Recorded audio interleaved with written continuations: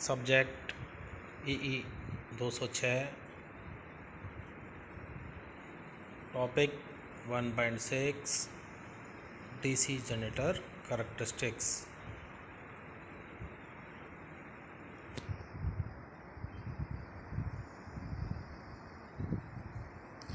इस टॉपिक में आज हम external characteristic of compound generator का अध्ययन करेंगे।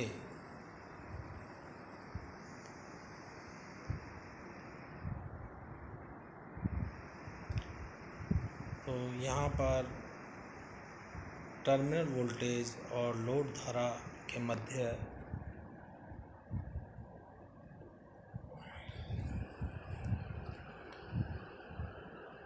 रिलेशनशिप दिखाई गई है, जिसमें तीन कर्व AD, AC और AB को प्रदर्शित किया गया है।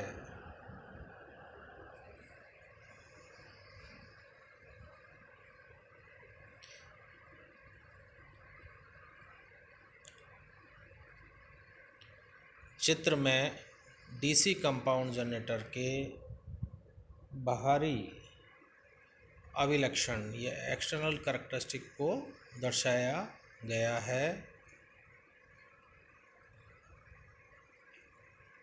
कंपाउंड जनरेटर में शंट फील्ड वाइंडिंग और सीरीज फील्ड वाइंडिंग दोनों होती है। तो यदि श्रेणी वाइंडिंग में एम्पियर टर्न्स को इस तरह से संयोजित किया जाता है कि लोड धारा में वृद्धि के साथ साथ टर्मिनल वोल्टता में भी वृद्धि हो, तो ऐसे कंपाउंड जनरेटर को ओवर कंपाउंडेड कहा जाता है।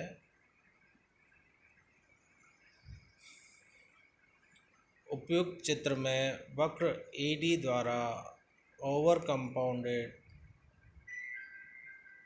कंपाउंड जनरेटर की एक्सटर्नल कैरेक्टरिस्टिक को दिखाया गया है।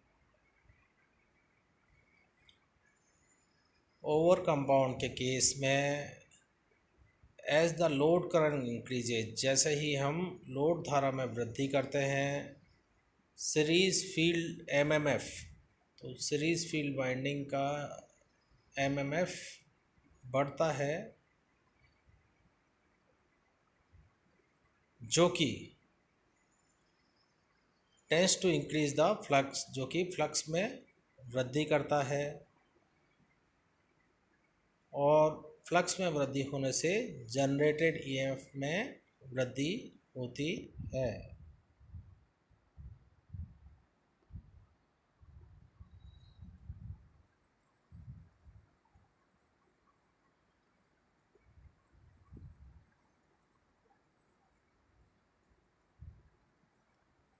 अब यदि श्रेणी वाइंडिंग के एम्पियर टर्न्स को इस प्रकार समायोजित किया जाए कि लोड बढ़ने पर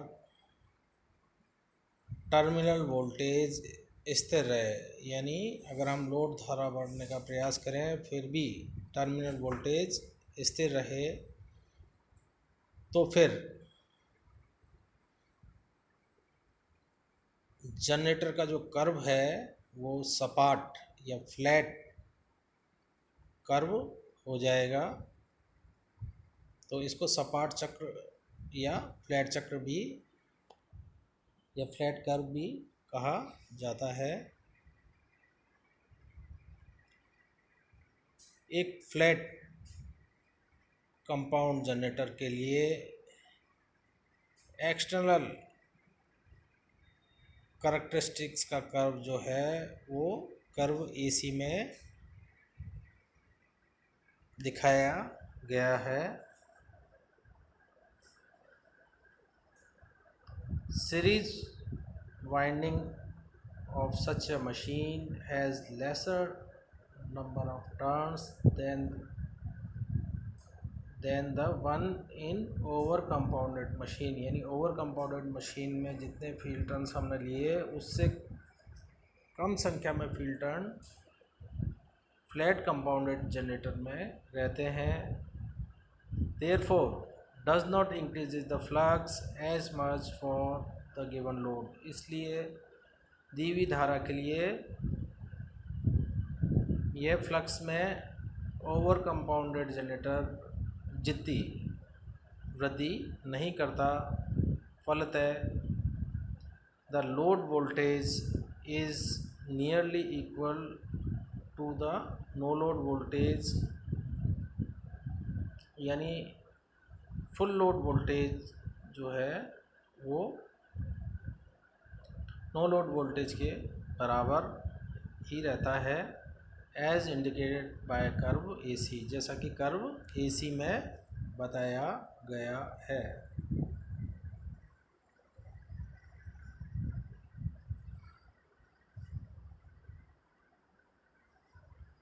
अब यदि सीरीज फील्ड वाइंडिंग की संख्या फ्लैट कंपाउंडेड द्वारा इच्छित से कम हो, यानी फ्लैट कंपाउंडेड जनरेटर में हमने जितने सीरीज फील्ड टर्न्स लिए थे उससे कम लें, तो यह कर्व ऊपर दिए हुए वक्र की तुलना में या पूर्व में दिए हुए वक्र की तुलना में कुछ कम मात्रा में झुका हुआ होता है।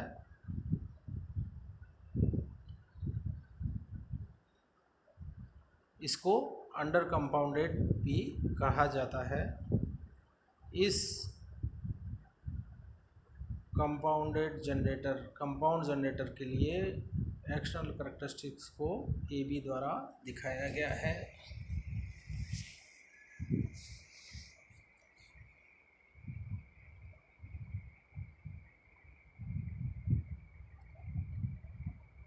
तो अभी तक हमने अध्ययन किया कर्व AD वो ओवर कंपाउंड का था, यहाँ सीरीज फील्ड टर्न्स जो है ज़्यादा थे। अगर ओवर कंपाउंड से थोड़ा सा कम हम सीरीज फील्ड टर्न्स इस तरह से लें कि लोड धारा बढ़ने पर भी नो लोड वोल्टता के बराबर फुल लोड वोल्टता आए, तो वो फ्लैट कंपाउंडेड जनरेटर कहा जाता है। तीसरा है अंडर कंपाउंडेड जनरेटर। तो फ्लैट कंपाउंड जनरेटर में जितने हमने सीरीज फील्ड टर्न्स लिए उससे कम हमने अंडर कंपाउंडेड जनरेटर में लिए हैं। तो if series field winding has lesser number of turns than for a flat compounded machine, the terminal voltage fall with the increase in load current as indicated by curve AB। तो जो load धारा है उसके बढ़ने पर terminal वोल्टता में इसमें कमी आती है।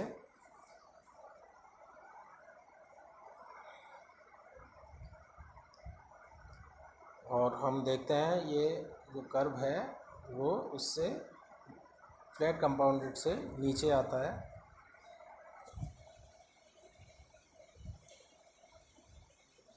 External characteristics of compound generator.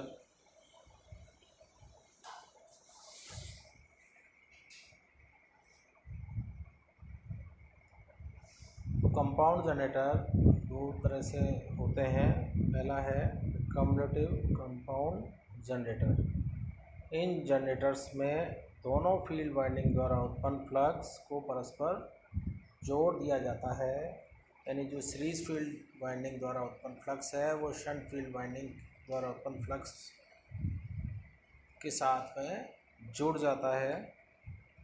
अतः जनरेटर में लोड बढ़ने के साथ कुल फ्लक्स में भी वृद्धि होती है, इसलिए उत्पन्न प्रेरित विद्युत वाहक बल में वृद्धि के साथ साथ टर्मिनल वोल्टता में भी वृद्धि होती है, जब तक कि श्रेणी फील्ड वाइंडिंग जो है वो संतृप्त नहीं हो जाए। तो लोड धारा में वृद्धि के प्रयास करने पर आर्मेचर प्रतिक्रिया के कारण टर्मिनल वोल्टता में कमी आना चालू होता है। इसमें जो टर्मिनल वोल्टता में कमी आएगी वो यदि लोड धारा काफ़ी एक्सेसिव हो गई या हो जाए तो आर्मेचर प्रतिक्रिया के कारण टर्मिनल वोल्टेज में कमी आना चालू होता है। डिफरेंशियल कंपाउंड जनरेटर, इस जनरेटर में दोनों फील्ड कुंडलियों द्वारा उत्पन्न फ्लक्स परस्पर विरोधी होते हैं, अतः जनित्र में लोड बढ़ने के साथ साथ कुल फ्लक्स में कमी आती है और लोड बढ़ने पर उत्पन्न प्रेरित विद्युत वाहक बल में कमी आने के साथ साथ टर्मिनल वोल्टता में भी कमी आती है। तो इस चित्र में कम्युलेटिव और डिफरेंशियल कंपाउंड को दिखाया गया है। पहला वाला जो चित्र है वो कम्युलेटिव कंपाउंड है।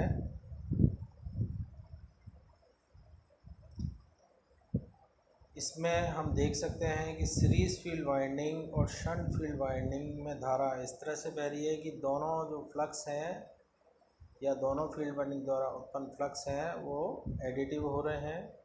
सेकंड वाले चित्र जो है वो डिफरेंशियल कंपाउंड जनरेटर को शो कर रहा है।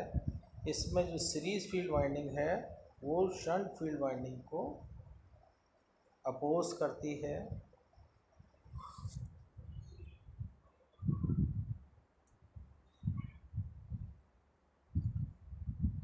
तो इस तरह से हमने जो है external characteristic of DC compound generator का अध्ययन किया।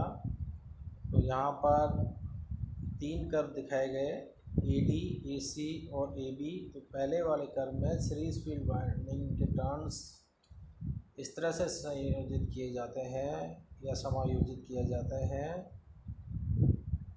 कि लोड धारा में वृद्धि के साथ साथ टर्मिनल वोल्टता में भी वृद्धि होए।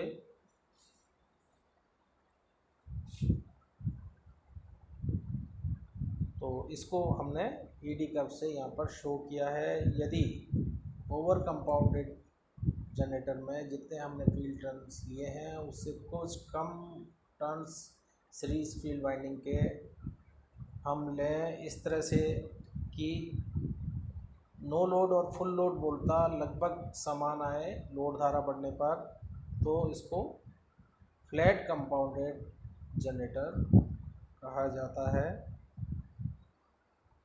इसके पश्चात